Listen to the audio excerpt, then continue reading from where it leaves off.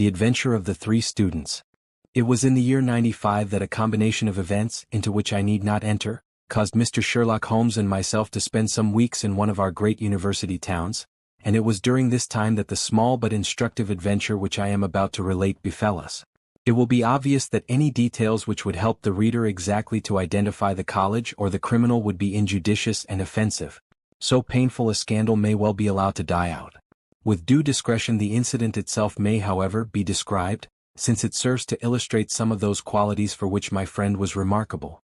I will endeavor in my statement to avoid such terms as would serve to limit the events to any particular place, or give a clue as to the people concerned. We were residing at the time in furnished lodgings close to a library where Sherlock Holmes was pursuing some laborious researches in early English charters. Researches which led to results so striking that they may be the subject of one of my future narratives. Here it was that one evening we received a visit from an acquaintance, Mr. Hilton Soames, tutor and lecturer at the College of St. Luke's. Mr. Soames was a tall, spare man, of a nervous and excitable temperament. I had always known him to be restless in his manner, but on this particular occasion he was in such a state of uncontrollable agitation that it was clear something very unusual had occurred. "I trust, Mr. Holmes, that you can spare me a few hours of your valuable time. We have had a very painful incident at St. Luke's and really, but for the happy chance of your being in town, I should have been at a loss what to do. I am very busy just now, and I desire no distractions," my friend answered. "I should much prefer that you called in the aid of the police." "No, no, my dear sir, such a course is utterly impossible. When once the law is evoked it cannot be stayed again, and this is just one of those cases where, for the credit of the college, it is most essential to avoid scandal. Your discretion is as well known as your powers, and you are the one man in the world who can help me. I beg you, Mr. Holmes, to do what you can." My friend's temper had not improved since he had been deprived of the congenial surroundings of Baker Street. Without his scrapbooks, his chemicals, and his homely untidiness, he was an uncomfortable man. He shrugged his shoulders in ungracious acquiescence, while our visitor in hurried words and with much excitable gesticulation poured forth his story. "I must explain to you, Mr. Holmes, that tomorrow is the first day of the examination for the Fortescue Scholarship. I am one of the examiners. My subject is Greek, and the first of the papers consists of a large passage of Greek translation which the candidate has not seen. This passage is printed on the examination paper, and it would naturally be an immense advantage if the candidate could prepare it in advance. For this reason, great care is taken to keep the paper secret. Today about 3 o'clock the proofs of this paper arrived from the printers. The exercise consists of half a chapter of Thucydides. I had to read it over carefully as the text must be absolutely correct. At 4:30 my task was not yet completed. I had, however, promised to take tea in a friend's rooms, so I left the proof upon my desk. I was absent rather more than an hour. You are aware, Mr. Holmes, that our college doors are double, a green baize one within and a heavy oak one without. As I approached my outer door I was amazed to see a key in it. For an instant I imagined that I had left my own there, but on feeling in my pocket I found that it was all right. The only duplicate which existed, so far as I knew, was that which belonged to my servant, Bannister, a man who has looked after my room for 10 years, and whose honesty is absolutely above suspicion. I found that the key was indeed his, that he had entered my room to know if I wanted tea, and that he had very carelessly left the key in the door when he came out. His visit to my room must have been within a very few minutes of my leaving it. His forgetfulness about the key would have mattered little upon any other occasion, but on this one day it has produced the most deplorable consequences. The moment I looked at my table, I was aware that someone had rummaged among my papers. The proof was in 3 long slips. I had left them all together. Now, I found that one of them was lying on the floor, one was on the side table near the window, and the third was where I had left it. Holmes stirred for the first time. "The first page on the floor, the second in the window, the third where you left it," said he. "Exactly, Mr. Holmes. You amaze me. How could you possibly know that? Pray continue your very interesting statement." For an instant I imagined that Bannister had taken the unpardonable liberty of examining my papers. He denied it, however, with the utmost earnestness, and I am convinced that he was speaking the truth. The alternative was that someone passing had observed the key in the door, had known that I was out, and had entered to look at the papers. A large sum of money is at stake, for the scholarship is a very valuable one, and an unscrupulous man might very well run a risk in order to gain an advantage over his fellows. Bannister was very much upset by the incident. He had nearly fainted when we found that the papers had undoubtedly been tampered with. I gave him a little brandy and left him collapsed in a chair, while I made a most careful examination of the room. I soon saw that the intruder had left other traces of his presence besides the rumpled papers. On the table in the window were several shreds from a pencil which had been sharpened. A broken tip of lead was lying there also. Evidently the rascal had copied the paper in a great hurry, had broken his pencil, and had been compelled to put a fresh point to it. "Excellent," said Holmes, who was recovering his good humor as his attention became more engrossed by the case. "Fortune has been your friend." This was not all. "I have a new writing table with a fine surface of red leather. I am prepared to swear, and so is Bannister, that it was smooth and unstained. Now I found a clean cut in it about 3 inches long, not a mere scratch but a positive cut. Not only this, but on the table I found a small ball of black dough or clay, with specks of something which looks like sawdust in it. I am convinced that these marks were left by the man who rifled the papers. There were no footmarks and no other evidence as to his identity. I was at my wits' end, when suddenly the happy thought occurred to me that you were in the town, and I came straight round to put the matter into your hands. Do help me, Mr. Holmes. You see my dilemma. Either I must find the man or else the examination must be postponed until fresh papers are prepared, and since this cannot be done without explanation, there will ensue a hideous scandal, which will throw a cloud not only on the college but on the university. Above all things, I desire to settle the matter quietly and discreetly. I shall be happy to look into it and to give you such advice as I can," said Holmes, rising and putting on his overcoat. "The case is not entirely devoid of interest. Had anyone visited you in your room after the papers came to you?" "Yes, young Doyle, an Indian student who lives on the same stair, came in to ask me some particulars about the examination." "For which he was entered?" "Yes." "And the papers were on your table?" "To the best of my belief they were rolled up." "But might be recognized as proofs?" "Possibly." "No one else in your room?" "No." "Did anyone know that these proofs would be there?" "No one save the printer." "Did this man Bannister know?" "No, certainly not." "No one knew." "Where is Bannister now?" "He was very ill, poor fellow. I left him collapsed in the chair. I was in such a hurry to come to you." "You left your door open?" "I locked up the papers first."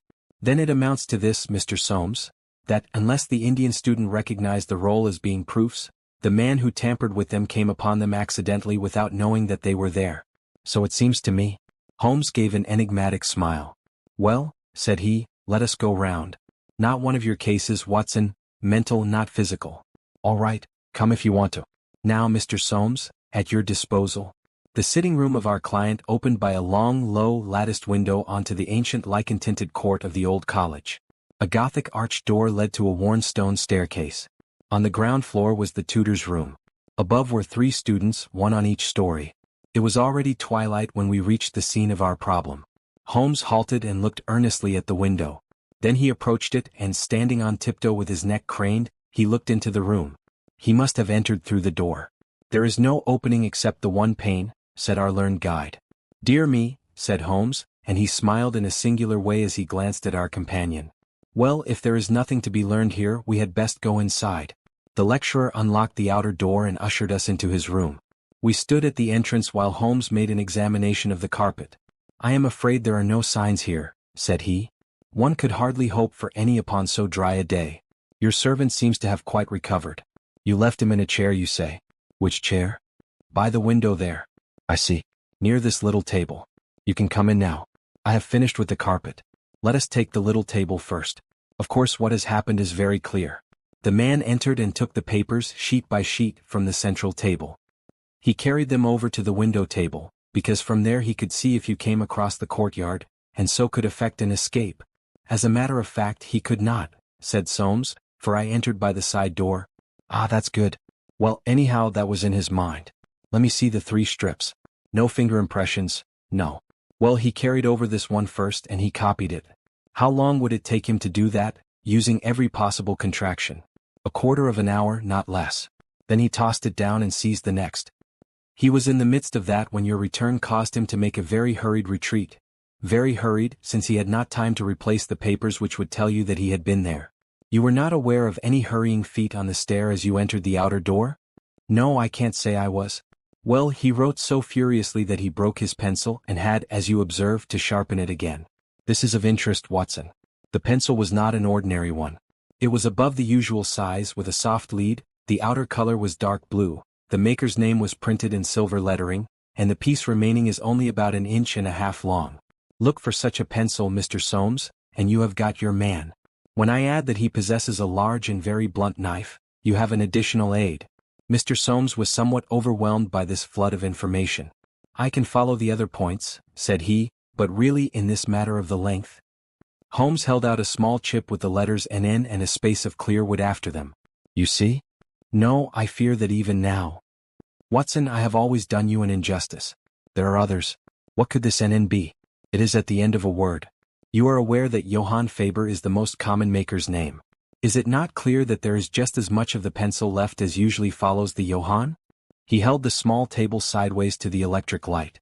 I was hoping that if the paper on which he wrote was thin, some trace of it might come through upon this polished surface.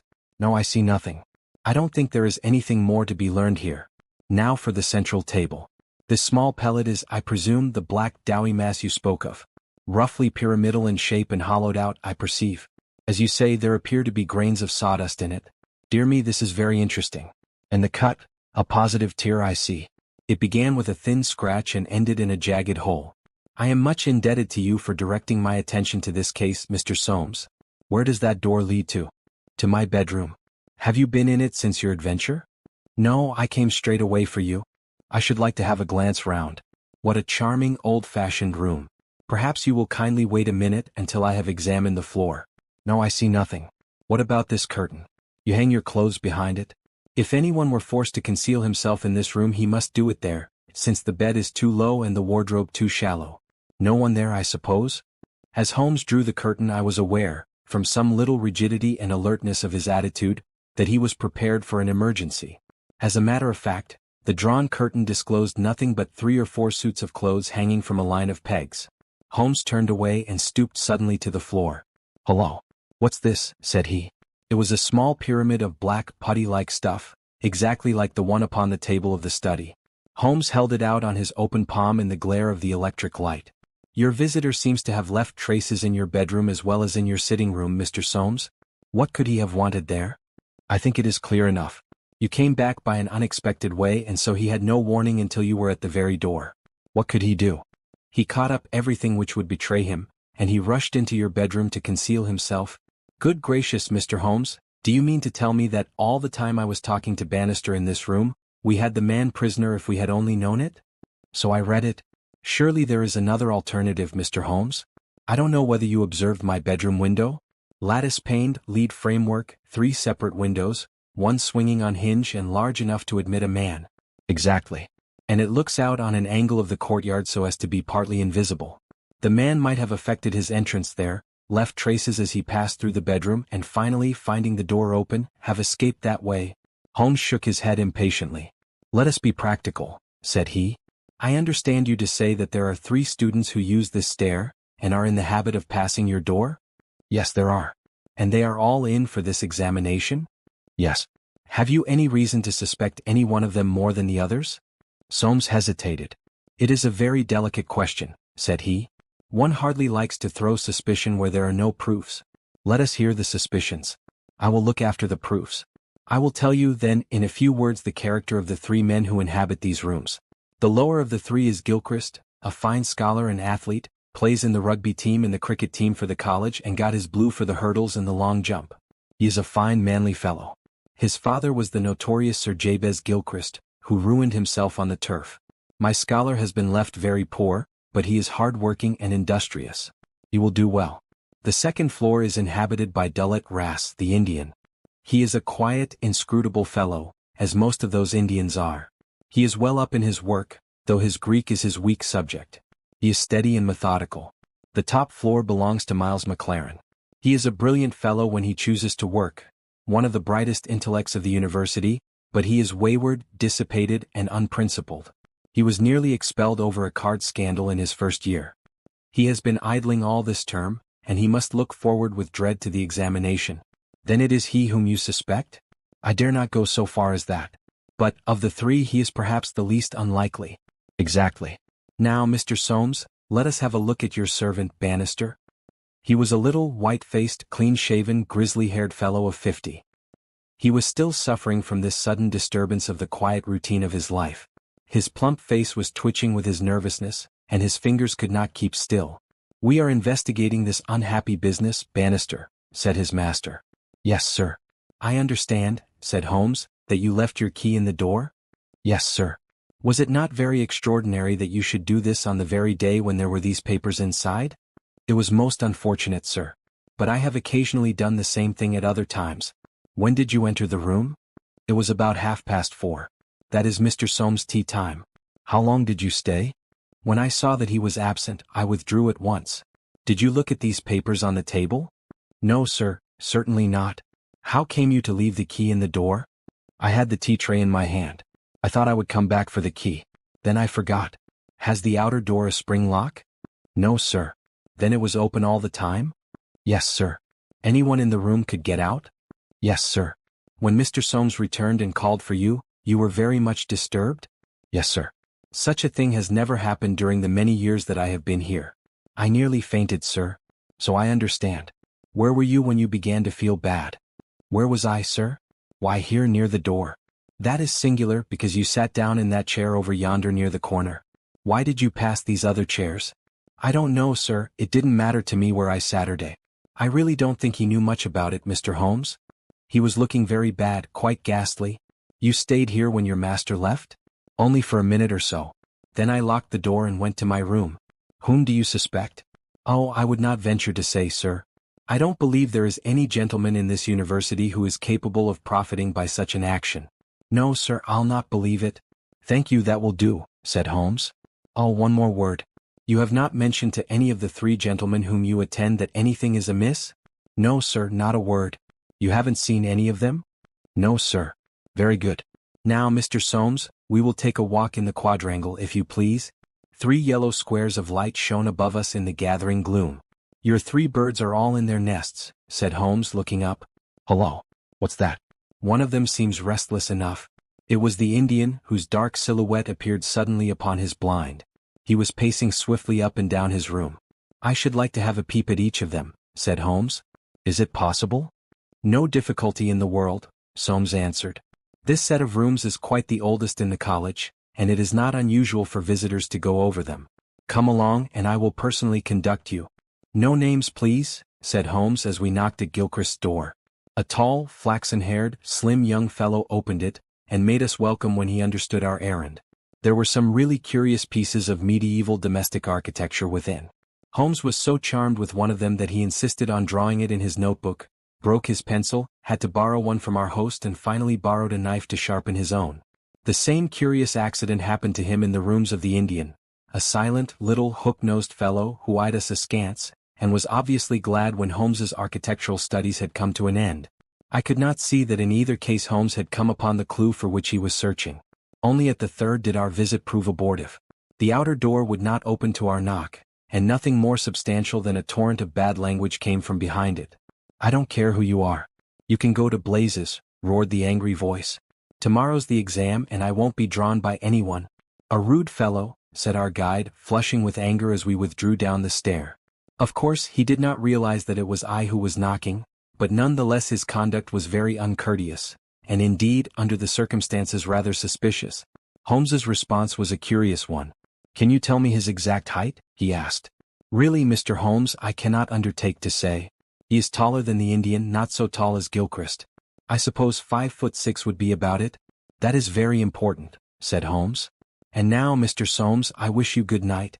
Our guide cried aloud in his astonishment and dismay.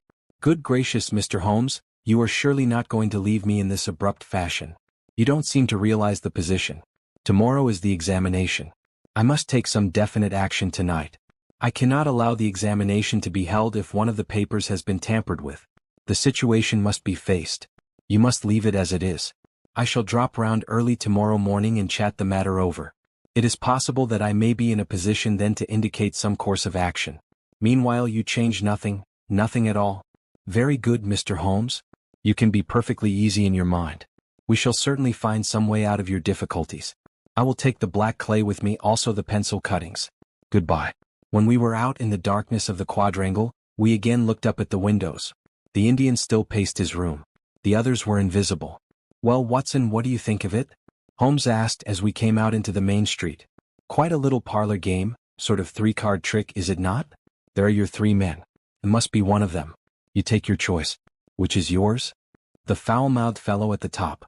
He is the one with the worst record. And yet that Indian was a sly fellow also. Why should he be pacing his room all the time? There is nothing in that.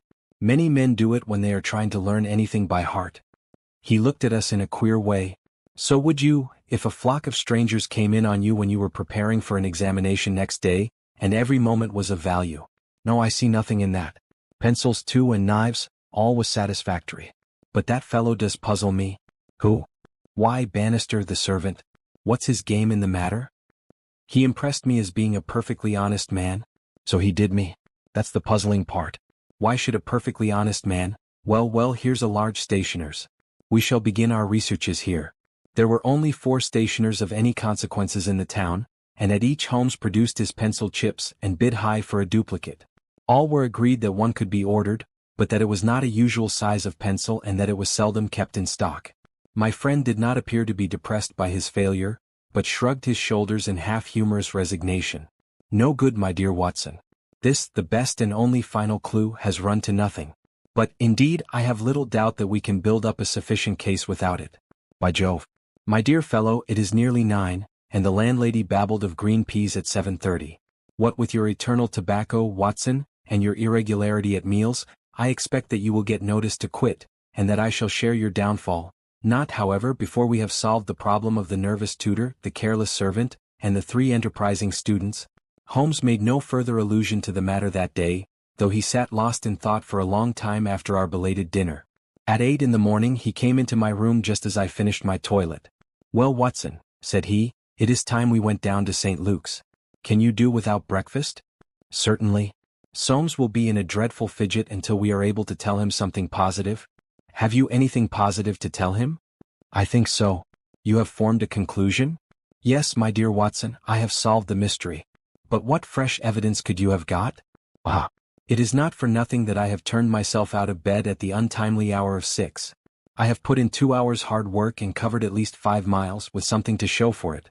Look at that. He held out his hand. On the palm were 3 little pyramids of black doughy clay. Why, Holmes, you had only 2 yesterday. And 1 more this morning. It is a fair argument that wherever number 3 came from is also the source of numbers 1 and 2. Watson. Well, come along and put friend Soames out of his pain. The unfortunate tutor was certainly in a state of pitiable agitation when we found him in his chambers. In a few hours the examination would commence, and he was still in the dilemma between making the facts public and allowing the culprit to compete for the valuable scholarship. He could hardly stand still, so great was his mental agitation, and he ran towards Holmes with 2 eager hands outstretched. Thank heaven that you have come. I feared that you had given it up in despair. What am I to do? Shall the examination proceed? Yes, let it proceed by all means. But this rascal? He shall not compete. You know him? I think so.